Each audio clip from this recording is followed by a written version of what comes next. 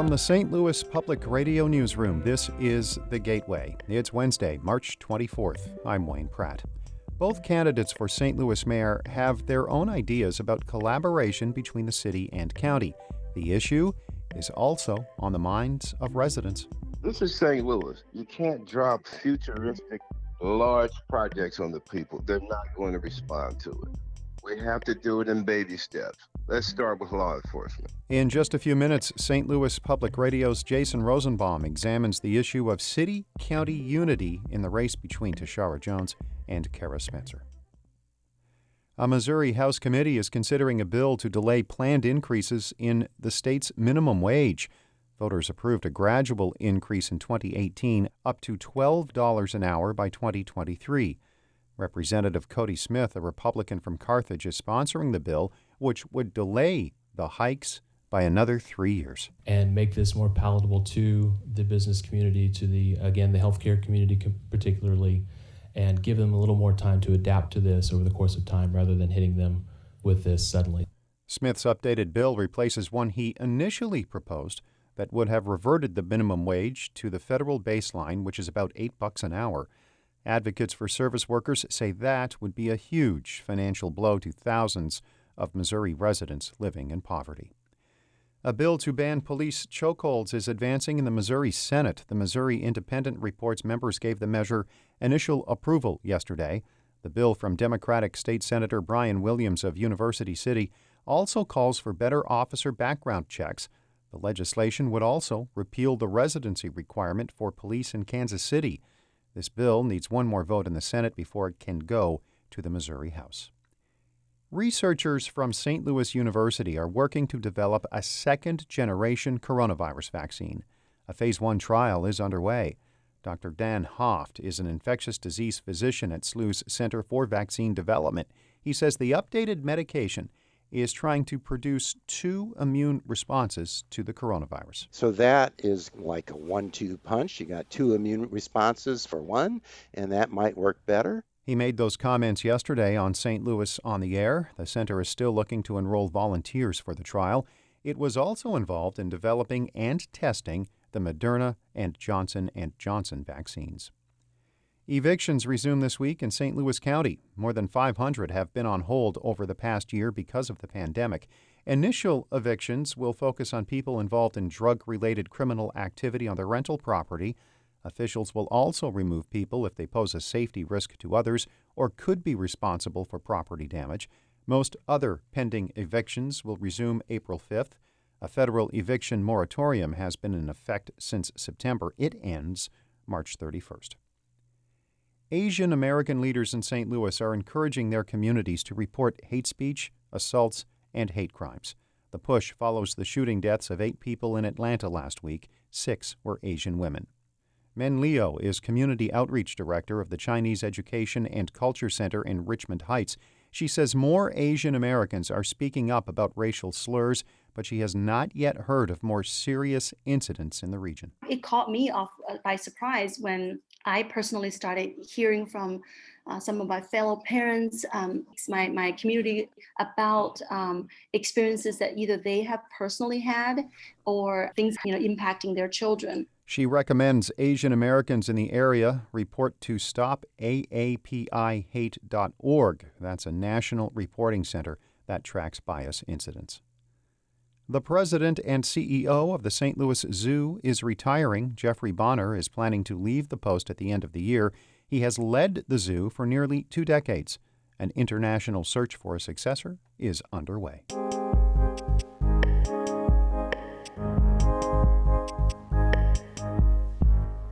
One of the issues in any race for St. Louis mayor is how to build a more collaborative relationship with St. Louis County. City Treasurer Tishaura Jones and Alderwoman Cara Spencer have ideas on how to build bridges between the two governmental jurisdictions. As St. Louis Public Radio's Jason Rosenbaum reports, people throughout the region also have high hopes that the city-county divide can be bridged. You could say that Reggie Jones has had a front-row seat to the at times fractious relationship between St. Louis and St. Louis County. Jones is the mayor of the county municipality of Dellwood and spent a few years on the East-West Gateway Board, which often makes big decisions about regional initiatives.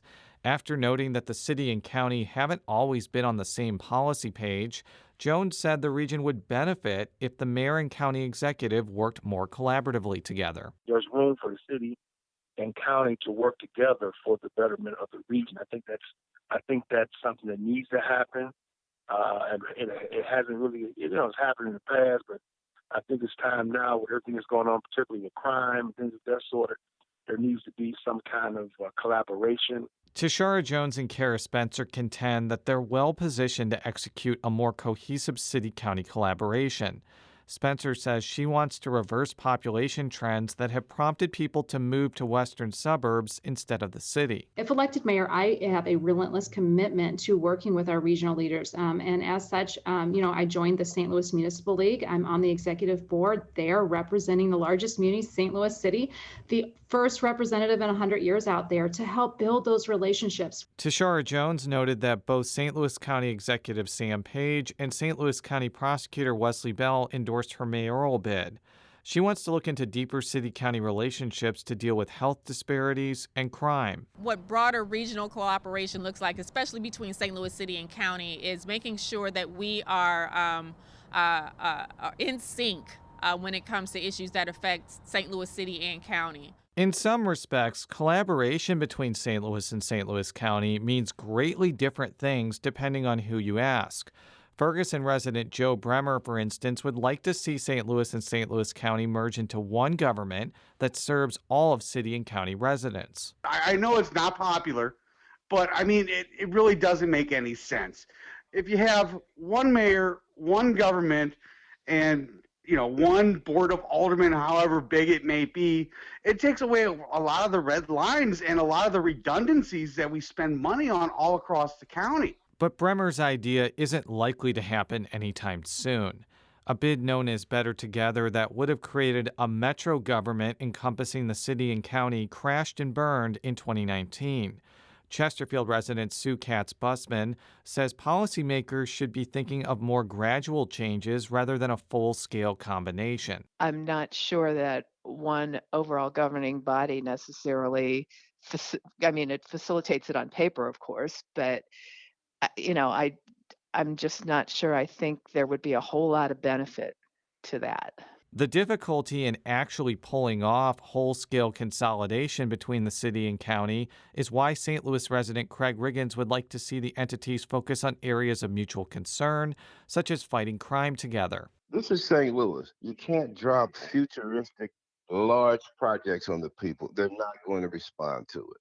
We have to do it in baby steps. Let's start with law enforcement. St. Louis resident Seema Dahlheimer would especially like to see the mayor and county executive work more cohesively during a crisis situation. She observed that Page and St. Louis Mayor Lyda Krewson often had different COVID-19 restrictions on things like bars, restaurants, and parks. I feel like St. Louis City and County are kind of the core of St. Louis.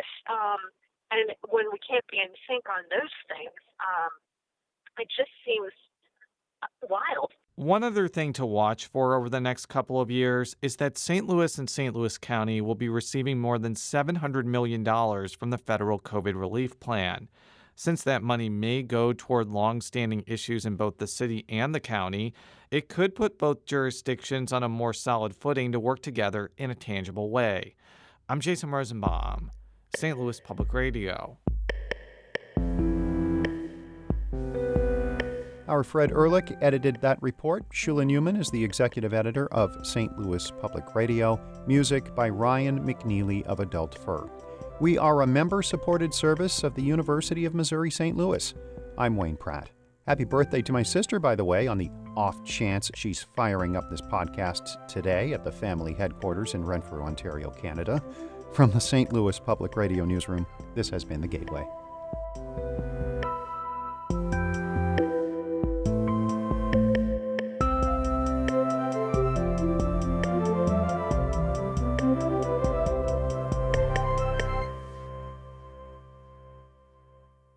Support comes from Missouri Forest Products Association, committed to sustainable and sound conservation of the state's forests, which support more than 41,000 Missouri jobs, resulting in a $10 billion industry. ChooseWood.com.